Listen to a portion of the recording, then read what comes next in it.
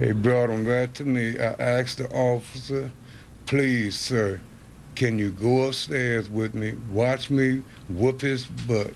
The officer told me, if I see you hit your son, we're gonna have to lock you up. I said, sir, what can I do? I've been asking for help. There's no one's helping me. Back with my co-host Samantha Shocker, and we're discussing the 9-year-old who managed to sneak onto a plane to Las Vegas. He'd also the day before stole someone's luggage and had a dine and dash and then stole a truck and smashed into a police officer.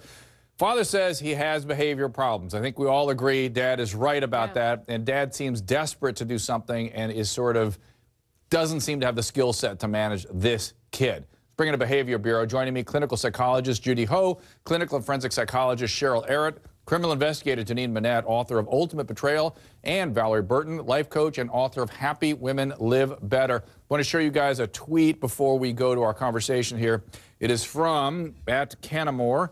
I was spanked as a child, and I'm 27, raising 2 boys, and yes, I've spanked my 3-year-old, and yes, it helps. And, you know, I think, let me start with you, Valorie. I think the controversy is not spanking, it's whether physical abuse and what the line is between spanking and physical abuse. We know what physical abuse does to the brain of a developing child. Alan Shore, who's been on this program, has written 3 volumes on the brain effects. It's not in dispute. It's bad. Yeah. But where is that line? Well, you know what, it doesn't need to be the first mode of punishment, right? I mean, I was spanked. I think I turned out just fine. But I don't think that needs to be the first mode. And in this case, it seems like there are absolutely no consequences for this kid's actions. And the parent seems to act like he's the victim here. And if he hasn't found the help, he needs to keep asking until he gets the help that he needs. But we are in this culture where people tend to blame. Well, why didn't TSA know? And why didn't the airline figure it out? Why didn't the parent know where his child was when he took out the trash and didn't come back home? Why wasn't he trying to figure out where his kid was? Yeah, and Sam, that's been your report repeatedly, that if your parents had you running around out there, they would have called the cops. Yes, they would have been very nervous, so I agree. Yeah. Judy, what are your thoughts? Well, Dr. Drew, I agree that everybody is blaming everybody else instead of taking responsibility, but I think that what this kid needs is some proactive, positive reinforcement as well. People keep talking about punishment, consequences. Yes, those things work.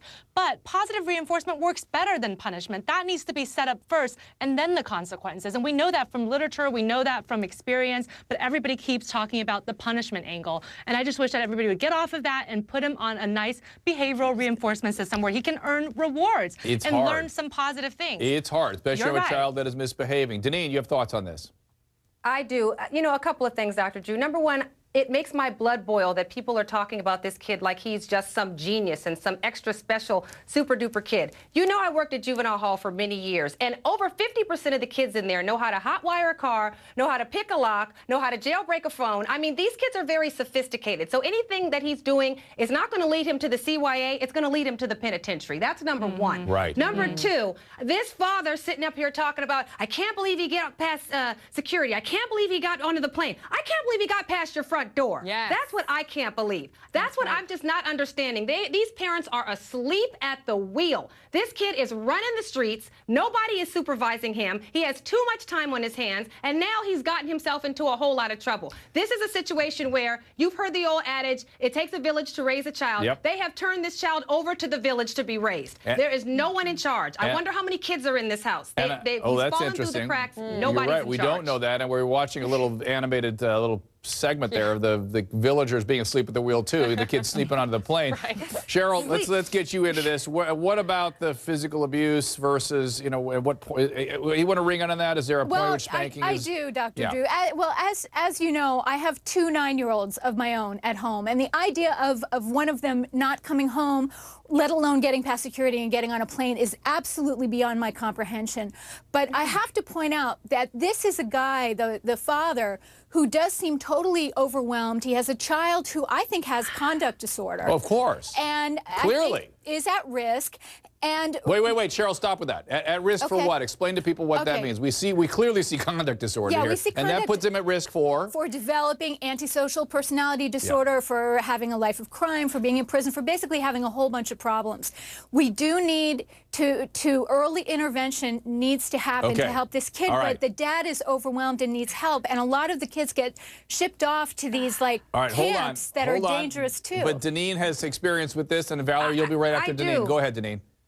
Dr. Drew, I heard the father say he asked for help from the police department, he asked for help from the courts. That's too late. It's too late at that point. This kid needed to have been involved in some type of a sports program, Big Brothers, after school, the YMCA. He has too much time on his hands. He's hanging out with older boys. That's how he's playing the Grand Theft Auto and learning how to drive cars. Right. He has no supervision. He needs to have done something proactive and gotten this kid involved in something. The idle mind is the devil's workshop. And Judy, she does have a good point. There's data that shows that a single positive relationship outside the home sustained over years can have a dramatically positive impact on kids like this.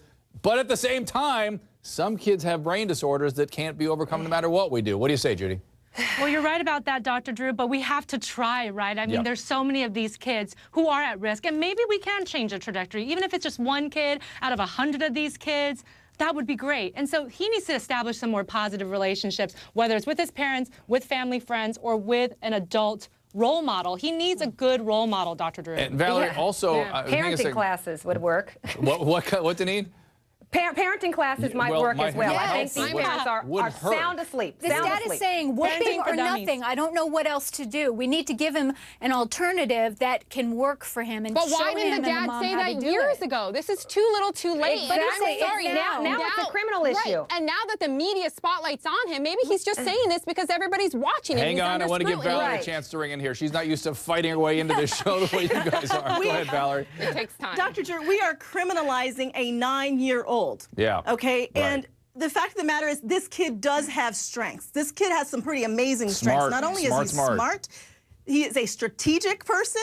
If you put this kid, I see him 20 years from now. Yes, I could see him in the CIA. I could see him running a company. He has a great deal of creativity. The question is, how do you channel that energy? And as a parent, your job is to figure out what's my kid's strength and how do I find a way for them to use that in a productive way. We can't just go to, he's going to be a criminal. He's 9 years old. It is too young for us to say this is a criminal. But he's already committed criminal acts, so we have to now deal with his behavior accordingly. And sometimes the criminal justice system opens up resources to parents who have no other options. It gives them an extra set of eyes to keep control of the kid. So this may be what saves the kid, honestly. For a 9-year-old. It's apparently the first option should have been years ago, and that didn't happen. And now Deneen, we're here. Deneen, you're in this system. What would you offer this kid if you saw him at juvenile hall or saw him being locked in the hospital, violent as he was last week? This kid needs to have some structure. And if he has to be removed from the home in order to get that structure and supervision, then so be it. Because what's happening at home is not helping him. So I would advocate for him to be removed from the home and put in some type of more structured environment with some positive reinforcement, a Big Brother program, something to give this kid some positive energy, something that he can be involved in, a team sport, however, something. Deneen, my attachment specialist with the auburn hair there says no. I see her not saying no. Cheryl? I think removing the child from the parents at 9 years old would be a mistake. That disrupts the attachment. I think the intervention has to be at the family level with the parents intimately involved. The critics agree. We're going to have to hold it right here. You see how easy it is? See how easy it is to build an assessment about dealing with difficult children? It's fantastic. The experts agree. Next up.